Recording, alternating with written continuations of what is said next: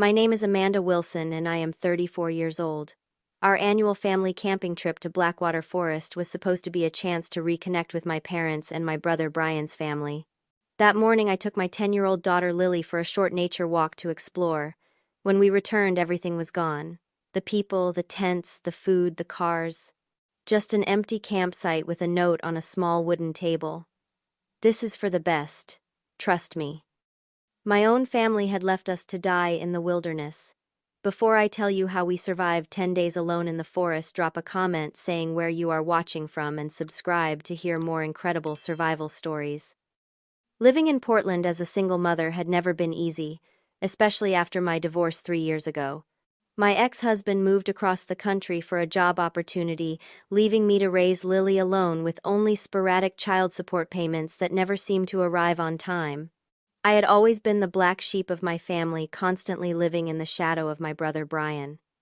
Brian had the perfect life, at least on paper.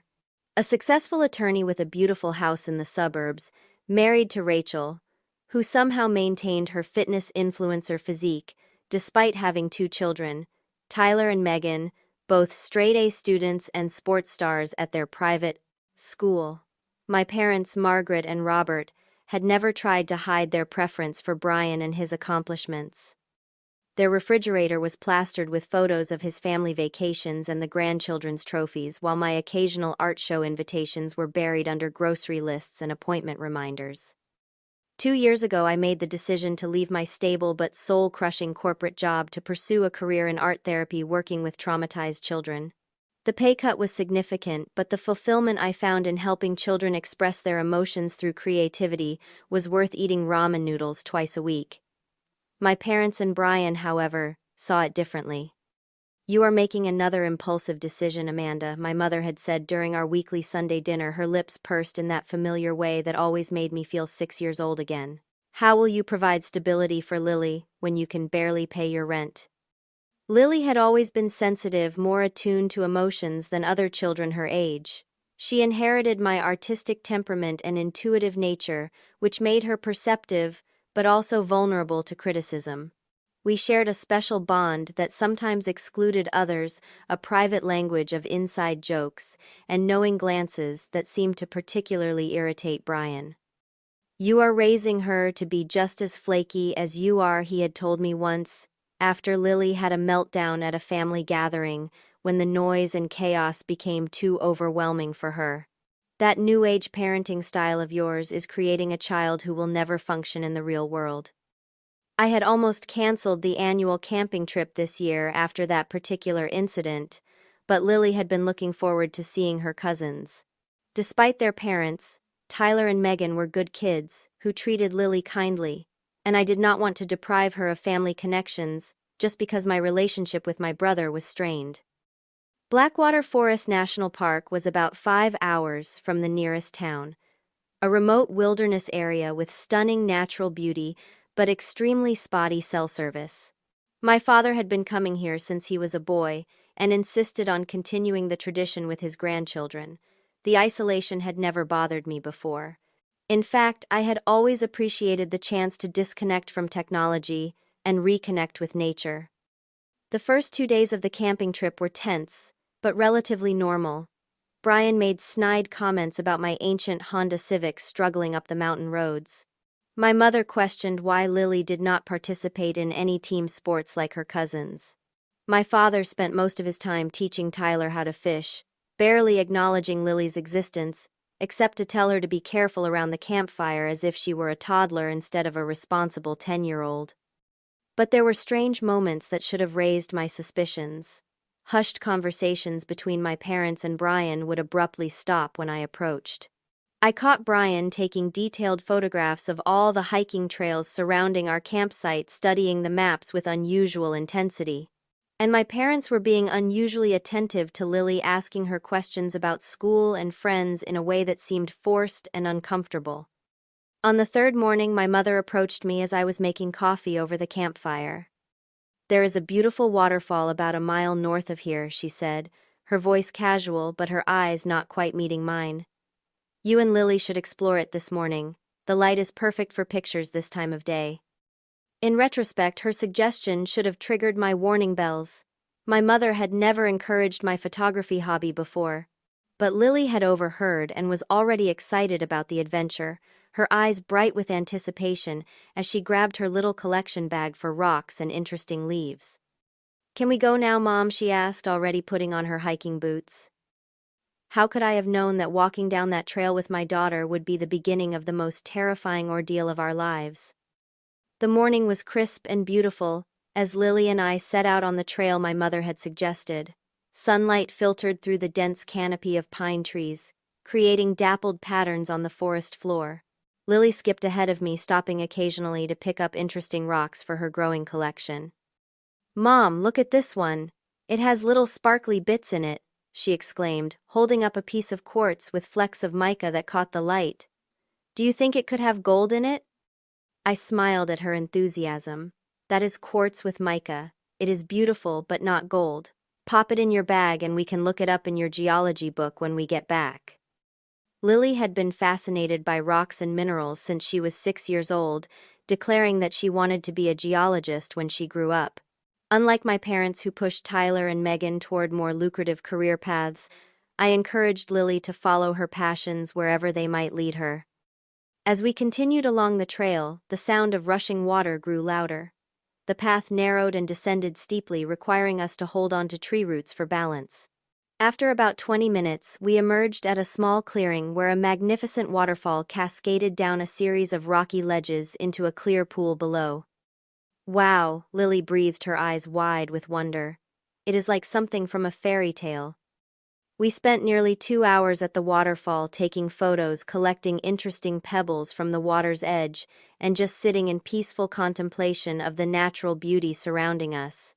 During that time, Lily and I had one of those special conversations that I knew would stay with me forever. "Mom, how do you know when to trust your feelings about things?" she asked, dangling her feet in the cool water. "What do you mean, sweetie?" "Well, sometimes I get a funny feeling about things, or people, like a little voice inside telling me something is wrong, but I cannot explain why. Is that weird?" I pulled her close, breathing in the scent of pine needles in her hair. "That is not weird at all. That is your intuition, your inner wisdom. Always listen to that voice, Lily. It will rarely steer you wrong." The irony of that conversation would not be lost on me later. By early afternoon, we decided to head back to the campsite, eager to show everyone our discoveries. Lily had her bag full of special rocks, and I had captured some stunning photos of the waterfall on my camera. The walk back seemed quicker, our steps lighter, with anticipation of sharing our adventure. As we approached the clearing where our campsite was located, I noticed something odd. The usual sounds of my family moving about, cooking, talking were absent. An unnatural stillness hung in the air that made the hair on the back of my neck stand up. "Where is everybody?" Lily asked, running ahead of me into the clearing. I emerged from the tree line and stopped dead in my tracks. The campsite was completely empty. The 3 cars, my Honda Civic, my parents' SUV, and Brian's luxury sedan, were gone. The 4 tents that had been set up in a neat semicircle were gone. The camping chairs, the portable stove, the coolers full of food, the water containers, all gone. "Dad, Mom," I called out, my voice echoing in the empty space. "Brian, Rachel." Lily turned to me, confusion clouding her face. Maybe they went for a drive, or to get more supplies. But I knew that was not it. They would never leave without telling us, without leaving someone behind with the campsite, and they would not have taken down the tents. A cold dread began to spread through my chest as I moved forward, scanning the empty clearing for any sign of what had happened. That is when I saw it. In the center of where our camp had been, a small wooden folding table remained. On top of it sat a single water bottle and a piece of paper held down by a rock.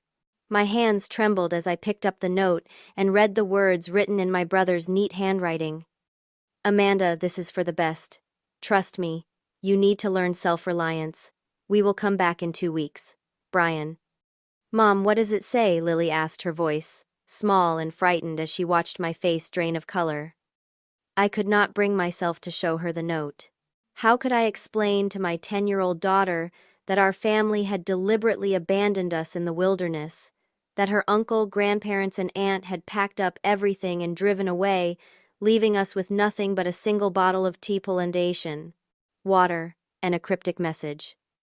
They had to leave for an emergency. I lied, my mind racing. They will be back soon.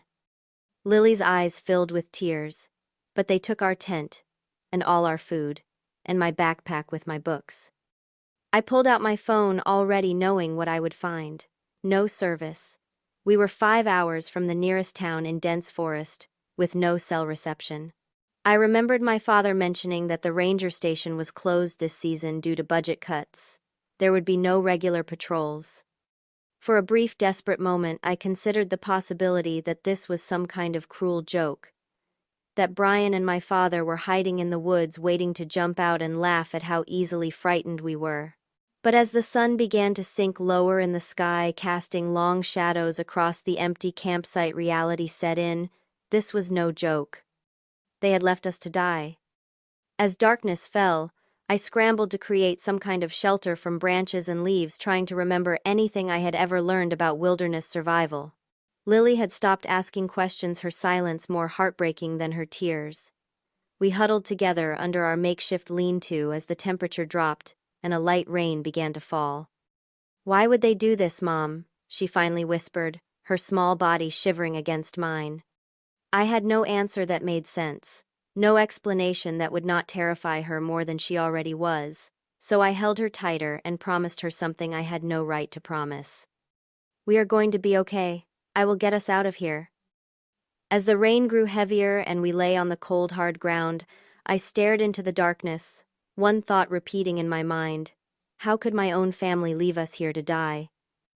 The first rays of morning sun filtered through our makeshift shelter, waking me from a fitful sleep. My back ached from the hard ground and my clothes were damp from the rain that had seeped through our branch roof during the night. Lily was still asleep, her face peaceful in a way that made my heart clench. Soon that peace would be replaced by hunger, fear, and questions I could not answer. I carefully extricated myself from her side and stepped out to assess our situation in the harsh light of day. The reality was even worse than I had feared. We had almost nothing. My small day pack contained a single water bottle, now half empty, one granola bar, a Swiss Army knife my father had given me years ago that I had forgotten was in the side pocket, and a lighter I had used to light the campfire yesterday. Morning. Lily had her camera around her neck and the small bag of rocks she had collected. That was it. No food, no shelter, no warm clothing for the cool mountain nights, no map. Think, Amanda, think. What would Brian do? The thought came unbidden and bitter. Brian would never be in this situation because Brian would have been prepared for anything. Brian would have had a backup plan. I pushed thoughts of my brother aside and focused on immediate needs: water, shelter, and finding a way out of here. I remembered from our drive-in that we had crossed a river about 2 miles east of the campsite. Water would be our first goal, and perhaps the river would lead to civilization. I woke Lily gently, forcing a smile I did not feel. Ready for an adventure, explorer. Her eyes filled with confusion, then remembrance, then fear. They are not coming back today, are they? I could not lie to her anymore. No, sweetheart, I do not think they are. But we are going to be just fine. We are going to follow the river and find our way back to town. How far is town? She asked, her voice small but steady. I am not sure exactly, I admitted. But rivers often lead to towns or roads. Water brings people. We split the granola bar for breakfast, each taking tiny bites to make it last longer. I let Lily drink more of our water than I did, knowing we needed to find the river soon. As we walked east following the sun, as I had learned in Girl Scouts decades ago, I tried to remember anything I could about wilderness survival. Fish. If we could reach the river, maybe we could catch fish. But how? I had no fishing line, no hooks. By midday, we found the river, its clear water rushing over smooth stones. Lily's face lit up at the sight, and I felt a small surge of accomplishment. Step 1 completed. I spent an hour trying to fashion a fishing spear from a straight branch, sharpening the end with my knife, but my attempts at spearing fish were laughable. The swift current and my inexperience meant the fish easily darted away from my clumsy jabs. Look, Mom, berries, Lily called from a nearby bush. My heart jumped. Food. But then caution took over. Wait, Lily. Do not eat any. We need to be sure they are safe. I examined the small red berries carefully, trying to remember anything I could about wild edibles. Were these the safe kind or the poisonous kind?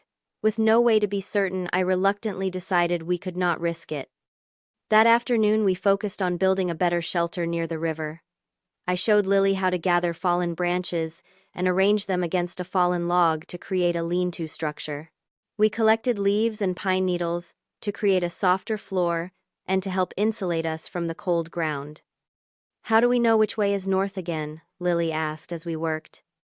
I pointed to the sun. The sun rises in the east and sets in the west. Right now it is afternoon, so the sun is in the western part of the sky. That means that way is west, that way is east, north is there and south is there. She nodded, absorbing the information. So if we follow the river east, we might find people. That is the hope, I said, trying to sound more confident than I felt. I spent hours that day trying different spots along the riverbank with my phone, hoping to find even a single bar of service. Nothing. We were truly on our own. That night, as we huddled in our shelter, I found myself thinking about a wilderness survival show I had watched years ago. The host had emphasized the rule of threes. You can survive 3 minutes without air, 3 hours without shelter in harsh conditions, 3 days without water, and 3 weeks without food. We had shelter of sorts and water from the river, which I had showed Lily how to filter by pouring it through layers of sand and gravel in a section of bark. But food would become a serious issue soon. On the second night, Lily developed a fever. Her forehead burned under my hand, and she shivered despite the extra layer of my jacket draped over her. Terror, unlike anything I had ever known, gripped me.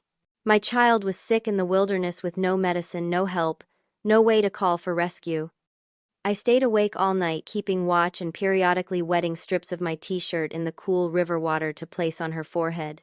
I whispered stories and promises into the darkness, as much to comfort myself as her. Morning brought a heavy fog that shrouded the forest in an eerie white blanket. Lily's fever had broken, but she was weak and lethargic. We needed to keep moving to follow the river, but the fog disoriented me. Within hours, I realized with sinking dread that I had somehow lost sight of the river. The constant sound of rushing water had disappeared, replaced by the oppressive silence of the forest. We were lost.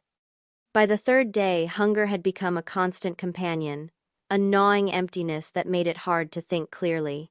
We had been drinking river water when we could find it, but had eaten nothing since that half granola bar each on the first morning. In the afternoon, we stumbled upon an old hunter's cabin, a small, weathered structure that seemed to promise salvation. My hopes soared only to crash when I found it locked and clearly abandoned for years. I considered breaking a window but decided against it. The cabin might be checked periodically by its owner, and damaging it might eliminate a potential source of help. Rain began to fall again, a steady cold downpour that soaked through our clothes within minutes. With no way to start a fire in the wet conditions and no dry clothes to change into, we huddled together beneath a rocky overhang, shivering uncontrollably. "Are we going to die here?" Lily asked, her voice so small I barely heard it over the rain. "No," I said firmly, pushing away the voice in my head that whispered, "Maybe. We are not going to die here. We are going to find our way out." As I held my daughter close, trying to share what little body heat I had, I remembered Brian's mocking words from past camping trips. "You would never make it a single night without your air mattress and fancy camping gadgets, city girl. Some of us actually know how to rough it." He had been right about one thing: I was completely unprepared for this. But he had underestimated something crucial. I was a mother fighting for her child's survival, and that made me more dangerous and determined than he could possibly imagine. By the fourth day, Lily's fever had returned with frightening intensity. Her cheeks flushed red against her otherwise pale face, and her eyes had a glassy, unfocused quality that terrified me. We had found the river again, thankfully, but had made little progress in any particular direction. Each step was becoming more difficult, as hunger weakened us both. "I am really hungry, Mom," Lily whispered, her voice hoarse. It was the understatement of the century. We had not eaten in over 3 days, and the gnawing emptiness had become a constant, painful companion. Desperation drove me to try setting simple traps for small animals using techniques I vaguely remembered from a documentary. I spent hours arranging sticks and rocks hoping to catch a squirrel or rabbit, but my inexperience was obvious. Nothing ventured near my pathetic attempts at traps. Late that afternoon, I noticed a rotting log near our makeshift camp. Remembering something else from that same documentary, I cautiously rolled it over with a stick. There, wriggling in the decaying wood, were several large grubs. My stomach turned at the thought, but survival overrode disgust. I carefully picked out the largest ones, and after a moment of hesitation put one in my mouth and bit down. The taste was indescribably awful, a combination of dirt and something vaguely nutty with a texture that made me want to gag. But I chewed and swallowed, then ate another and another. "Lily," I said, trying to keep my voice steady and positive, "I found some food. It is not exactly pizza, but it has protein." Her eyes widened in horror when she saw what I was holding. "Those are bugs." "Yes, and in survival situations, bugs are food. Look, I ate some already and I am fine. They taste a little like nuts." The lie came easily when her survival was at stake. Memories flooded back of family dinners where my parents and Brian would call me squeamish and such a city girl when I objected to my father's hunting stories during meals. If only they could see me now eating live grubs without hesitation to keep my daughter alive. Lily eventually managed to eat 3 small grubs, gagging but keeping them down.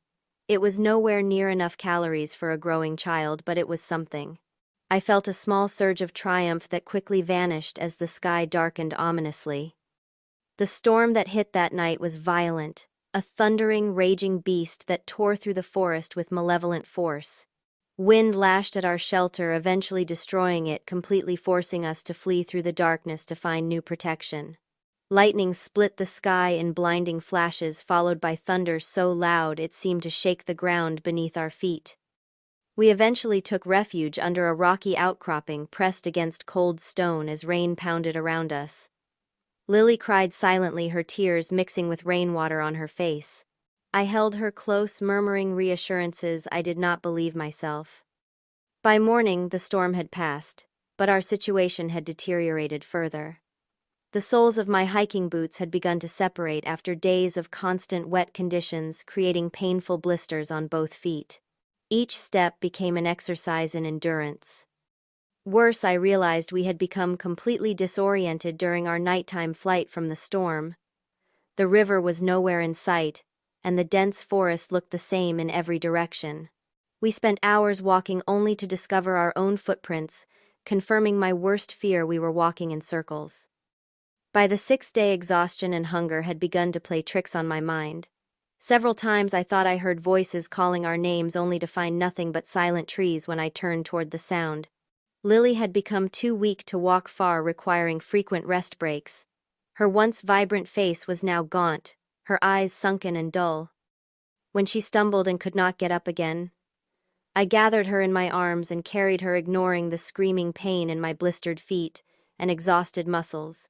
She felt so light, my once solid 10-year-old now reduced by hunger and dehydration.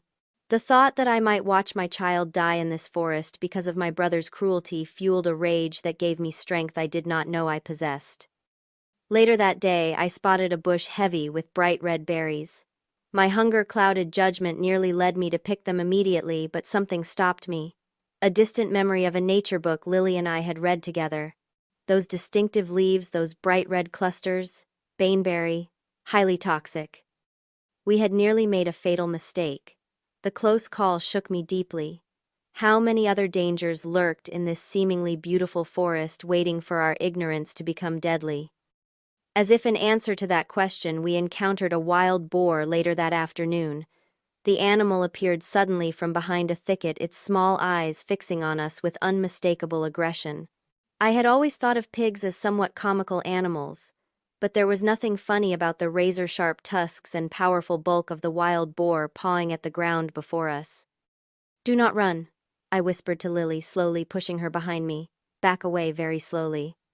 The boar snorted and took a step toward us. Then another. Panic surged through me as I looked frantically for an escape. There to our right, a tree with low branches. If we could reach it. When I say now run to that tree and climb, I breathed. The boar charged. Now, I screamed, shoving Lily toward the tree and following close behind. The animal was incredibly fast, its bulk belying its speed. I felt a searing pain in my ankle as I scrambled up the trunk, the boar's tusk grazing me as I pulled my legs up just in time. We clung to the branches, trembling with fear and adrenaline as the boar circled below, occasionally ramming the trunk in frustration. Night fell with us still in the tree, afraid to come down. My ankle throbbed painfully where the tusk had cut me, a new worry to add to our growing list of problems. Lily eventually fell into an exhausted sleep, precariously balanced on a wide branch with my arm securing her. I remained awake, keeping watch and fighting despair. The wound on my ankle would likely become infected without proper cleaning and medication. Lily's condition was deteriorating by the hour. We had not found the river again, meaning our water supply was gone. Dehydration would kill us long before starvation. As my daughter slept, I finally allowed myself to cry, silent tears streaming down my dirt-streaked face. All those years of my family undermining my confidence, treating me like the incompetent one, the failure, the disappointment. Had they been right all along? Was I going to fail at the most important task of all, keeping my child alive? Brian's words from our last family dinner echoed in my mind. You would never survive without us, Amanda. You have always needed someone to bail you out. As I sat in that tree, ankle throbbing, stomach empty, daughter feverish beside me, I wondered if we were going to die in this forest, proving my brother right in the most tragic way possible. When morning light filtered through the leaves, I looked at Lily sleeping fitfully beside me, her face thin and pale after nearly a week without proper food. Something shifted inside me, a steely resolve hardening in my chest. I would not let them win. I would not let my brother be right about me. Most importantly, I would not let my daughter die in this forest. We are getting out of here, I whispered to myself. Today is when everything changes. After carefully checking that the boar was gone, we climbed down from the tree. My ankle protested painfully, but I ignored it. Pain was a luxury we could not afford right now. We need to find water first, I told Lily, trying to inject confidence into my voice. Let us look for signs of water. Remember how we learned that certain plants grow near water sources? We moved slowly through the forest, my eyes scanning constantly for anything useful. After about an hour, I spotted a formation of rocks with moisture seeping from between them. A small spring creating a tiny but clear pool of water. It was the first piece of luck we had encountered. I remembered something from a wilderness book about water filtration. Using charcoal from an old fire site we had passed, I created layers in a section of bark alternating sand, the charcoal and pieces of cloth torn from the bottom of my t-shirt. We poured the spring water through this makeshift filter, removing potential contaminants. Hydrated for the first time in nearly 24 hours, our spirits lifted slightly. Next challenge: food. I studied the spring and noticed small movements in the water where it formed a deeper pool downstream. Tiny fish no bigger than my finger darted in the clear water. An idea formed. I removed the small gold hoop earring I always wore, carefully bent it into a hook shape and attached it to a strand of thread pulled from my jacket hem. Fishing time, I told Lily with more enthusiasm than I felt. It took hours of frustrating attempts, but eventually I managed to hook one of the tiny fish, then another, and another. By mid-afternoon we had 6 small fish. Now we need fire, I said, pulling out my lighter with fingers crossed that it would still work after days of damp conditions. It took multiple attempts, and various combinations of dry materials I gathered from under rocks and fallen logs, but eventually a small flame caught. The surge of triumph I felt at that moment was indescribable. We had water, we had fire, we had food. I carefully cooked the small fish on heated rocks around our fire, showing Lily how to eat around the tiny bones. It was barely a few bites each, but it was the most delicious meal of my life. More importantly, I saw a spark return to Lily's eyes as the protein and fat entered her system. While the fire burned, I examined my ankle. The cut was red and inflamed, but not yet severely infected. I heated water and cleaned it as best I could, then used more charcoal to create a poultice, remembering a natural remedy my grandmother had once shown me. That night, for the first time since our abandonment, I created a truly effective shelter using techniques I had seen but never tried. Angled branches formed a frame with smaller branches woven between them, and a layer of large leaves, creating a waterproof covering. I even designed a simple system of bark channels to catch rainwater should it fall during the night.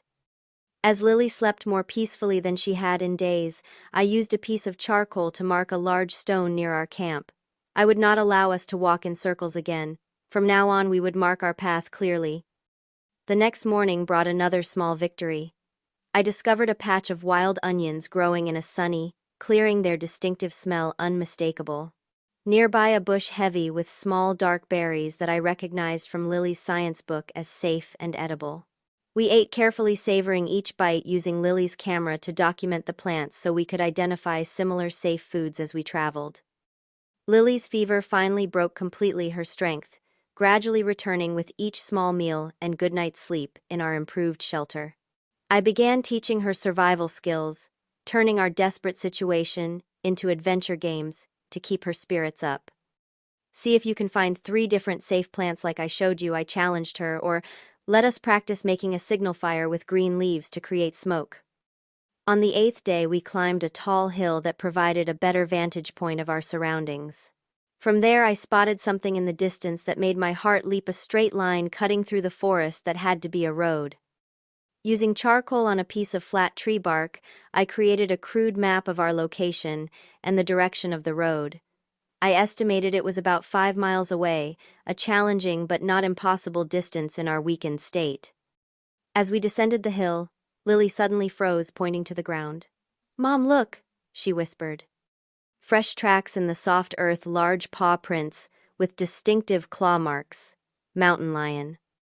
A month ago, I would have panicked, but something had changed in me. Instead of fear, I felt focused, analytical. I examined the tracks carefully, noting their direction. "Good catch, Lily. These are heading away from us, but we will make more noise as we walk and stay in open areas when possible." She looked up at me with something new in her eyes, respect and confidence. My 10-year-old daughter had complete faith that I would get us out of this situation alive, and for the first time I truly believed it too.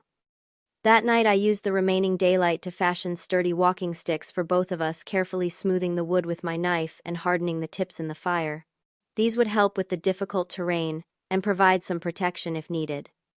As we settled into our shelter, Lily leaned against my shoulder. "We are going to make it, are not we, Mom?" I pulled her close, feeling a newfound certainty. "Yes, we are. And do you know why? Because we are not victims here. We are survivors." For the first time since reading my brother's note, I felt something beyond anger and fear. I felt powerful. Brian and my parents had meant to break me to prove my inadequacy. Instead, they had forced me to discover a strength I never knew I possessed. Tomorrow we would reach that road, and nothing was going to stop us. The 9th day dawned clear and cool as we set out toward the road I had spotted from the hilltop. Our progress was slow but steady, our bodies stronger after several days of fishberries and edible plants. I had fashioned a crude bandage for my ankle, using strips of cloth, and while it still throbbed with each step, the infection seemed to be receding, thanks to regular cleaning and charcoal poultices. "How much further?" Mom, Lily asked, using her walking stick to navigate a particularly rocky section of ground. "Maybe 2 more miles," I estimated, checking the position of the sun. "We should reach it by afternoon if we keep this pace." When we finally broke through the tree line and saw the narrow asphalt road stretching before us, I nearly wept with relief. Lily jumped up and down, her excitement palpable despite her exhaustion. But our celebration was short-lived as we realized a crucial fact: the road was rarely traveled. In the hour we sat resting on its edge, not a single vehicle passed. This was not the busy highway I had hoped for, but a seldom-used Forest Service road. "What do we do now?" Lily asked, the brief spark of excitement fading from her eyes. "We follow it," I said firmly. "All roads lead somewhere, and we leave signs that we were here." I showed her how to arrange large rocks to form letters, and together we created a massive SOS sign visible from the air in case any planes or helicopters flew overhead. That evening, Lily spotted a small aircraft passing high above us. We jumped and waved frantically, and she even tried using the flash on her camera as a signal. The plane continued on its occupants, unaware of the two desperate figures below. Rather than let discouragement set in, I kept us moving along the road one painful step at a time. By nightfall we had covered several miles, though we had yet to see a single vehicle or sign of civilization.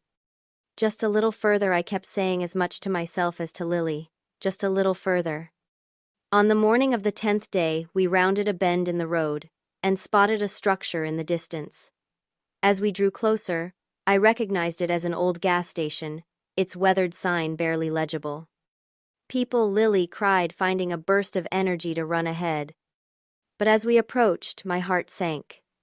The gas station was clearly abandoned, its windows dusty pumps, ancient and non-functional. A faded, closed sign hung crookedly on the door. Lily's face crumpled. "No one is here." "But it is shelter," I said, trying to sound optimistic, "and there might be something useful inside." After checking all doors and finding them locked, I made a difficult decision.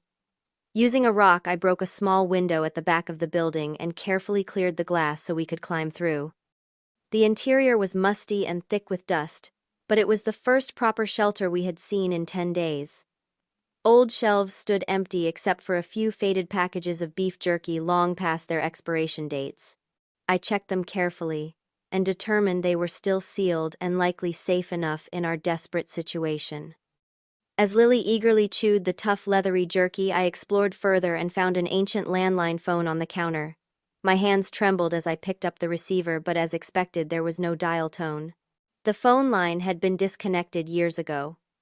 Just as disappointment threatened to overwhelm me again, I spotted something on the wall behind the counter, a large local map with roads and distances marked clearly. According to the map, we were only 8 miles from a small town called Riverdale. "We can make it there tomorrow," I told Lily, studying the route. "We have shelter for tonight, food in our stomachs, and a clear path forward." We spent that night on the dusty floor of the gas station, the first roof over our heads in 10 days. Despite the hard surface, we both slept deeply, feeling safer than we had since our abandonment. At dawn, we set out with renewed determination. The beef jerky had given us energy, and the knowledge that civilization was within reach spurred us forward despite blistered feet and aching muscles. We had walked for about 2 hours when the most beautiful sound I had ever heard reached my ears, the rumble of an engine. A large logging truck was approaching from behind us, moving slowly up the incline. I stepped into the middle of the road, waving both arms frantically while Lily jumped up and down beside me. The truck slowed and then stopped its brakes, hissing. A bearded man in flannel leaned out the window, his eyes widening as he took in our appearance, filthy, gaunt clothes torn clearly in distress. "Good Lord, are you folks all right?" he asked, concern etched on his weathered face. "We were abandoned in the forest," I said, my voice breaking. 10 days ago. We need help." His name was Jacob, and the shock on his face as I briefly explained our situation quickly turned to anger and determination. He helped us into his truck, cranked the heat, when he saw us shivering, and handed us bottles of water and granola bars from his lunchbox. "The nearest hospital is in Riverdale, about 15 minutes from here," he said, already putting the truck in gear. "You both need medical attention right away." As we drove, I felt a strange numbness settling over me. After 10 days of constant vigilance and survival mode, the knowledge that we were finally safe allowed all the adrenaline to drain from my system. I held Lily's hand tightly as she dozed against my shoulder, both of us overwhelmed by the simple luxury of being warm, moving quickly toward help. The hospital in Riverdale was small but efficient. The emergency room staff mobilized quickly when Jacob explained our situation. Doctors examined us for dehydration, malnutrition, infections, and exposure. My ankle required cleaning and antibiotics. Lily needed IV fluids and monitoring for the lingering effects of her fever. While we were being treated, the hospital contacted the local police, who took my statement with increasing disbelief and anger. News travels fast in small towns, and by evening our story had reached the local media. A reporter from the nearest city arrived asking for an interview that I declined, focusing instead on Lily's recovery. It was from the police that I learned what had happened after our abandonment. According to their investigation, my family had returned to the campsite after 10 days expecting to find us still there, perhaps humbled, and having learned whatever twisted lesson my brother thought he was teaching. When they discovered we were gone, they had reported us missing, launching a search that had just begun when Jacob brought us to Riverdale. Your parents and brother are on their way here now, Officer Collins told me gently.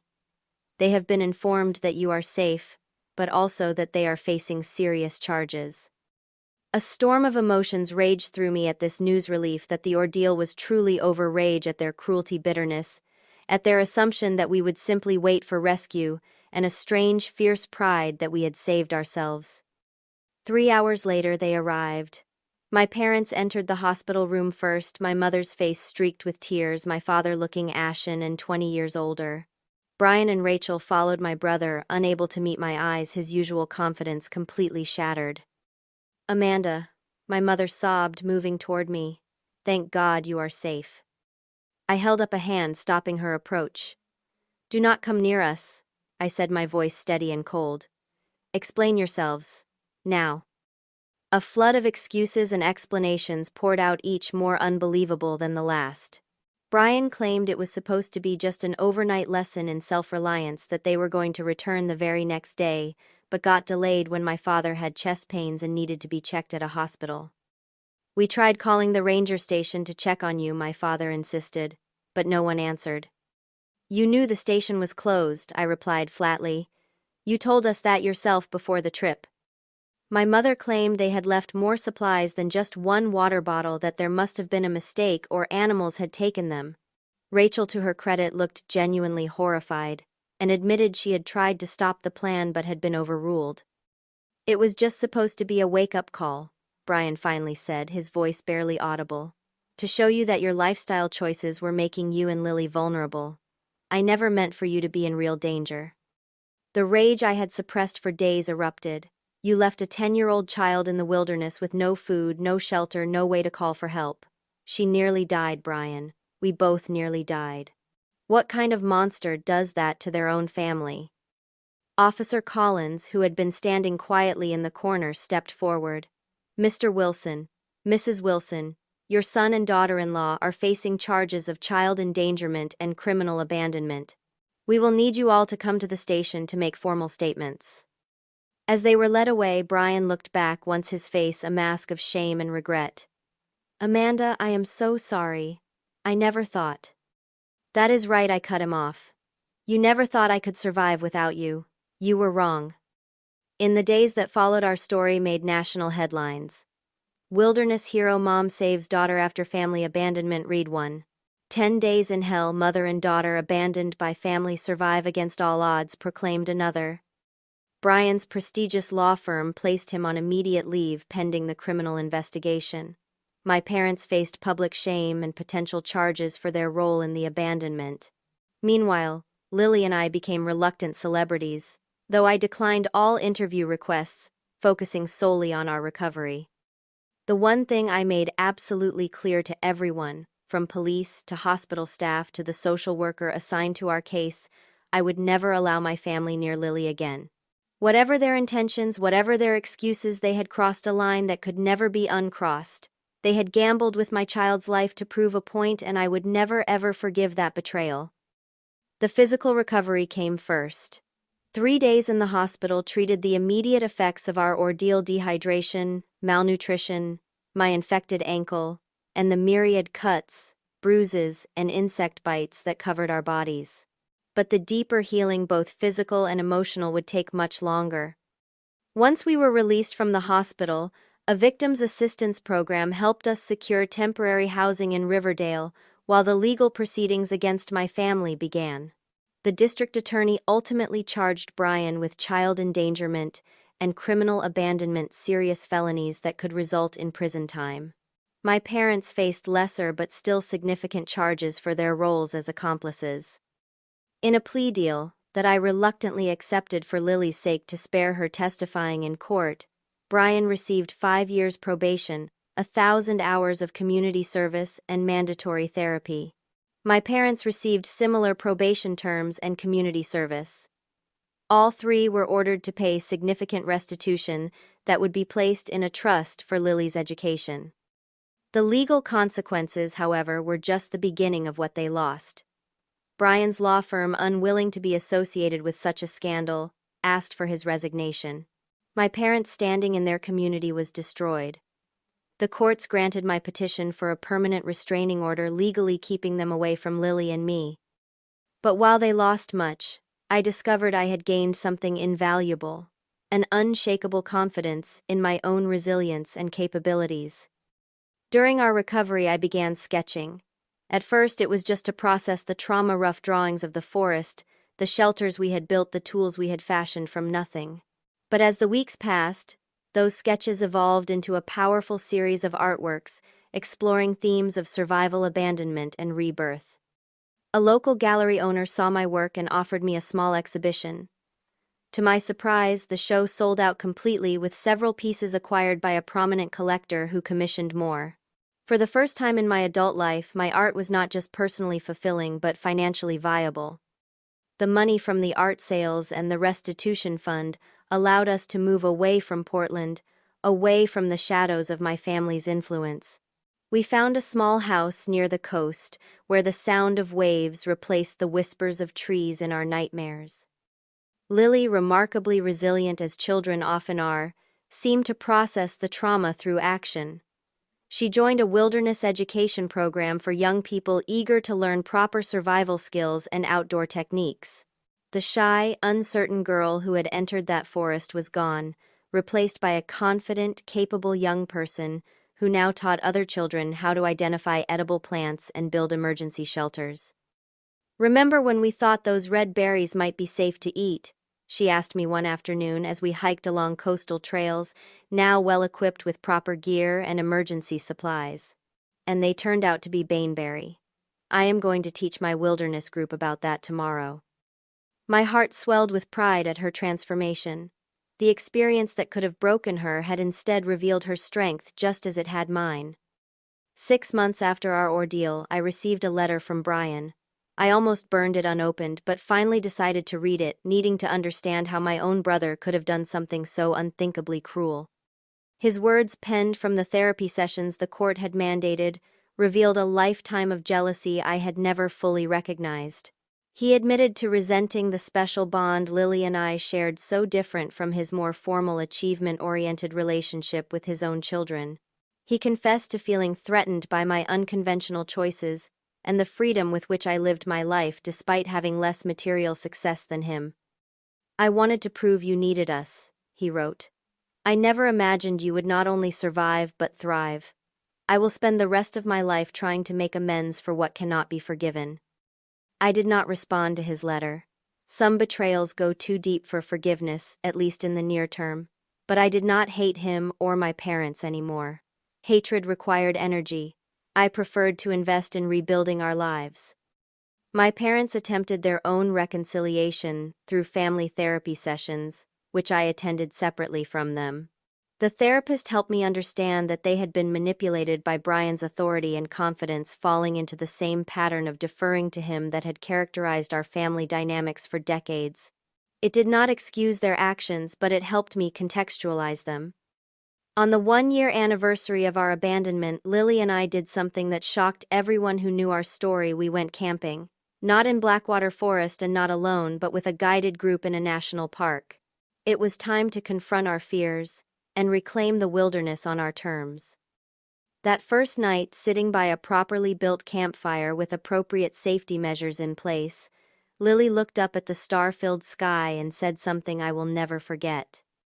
"I am not afraid anymore, Mom, and I am actually glad we know how strong we are now." In that moment, I realized the profound truth that had emerged from our nightmare: sometimes being left to die is what teaches you how to truly live. The experience had stripped away everything artificial in my life, every false limitation, every assumed inadequacy. In the most primal test imaginable, when my child's life depended on my abilities, I had discovered resources within myself I never knew existed. In the 2 years since our ordeal, I have written a book about our experience that became a bestseller. Lily and I started a foundation that offers wilderness training specifically for women and children, teaching not just survival skills but the mindset of resilience. I have given talks at schools and community centers about finding strength in adversity. My brother and parents have respected the legal boundaries while continuing their own therapy journeys. Tyler and Megan, now teenagers, occasionally exchange supervised emails, with Lily maintaining a cautious cousin relationship that may someday heal. During a recent school presentation about courage, Lily stunned her classmates and teacher by matter-of-factly explaining how she had survived 10 days in the wilderness after being abandoned by family members. "My mom taught me that we are all stronger than we think," she told her wide-eyed audience. "Sometimes you do not know what you can do until doing it is the only choice you have." As I watched my daughter share our story with confidence, rather than trauma, I realized that while the forest had nearly taken our lives, it had also given us an unexpected gift: the unshakable knowledge of our own capabilities.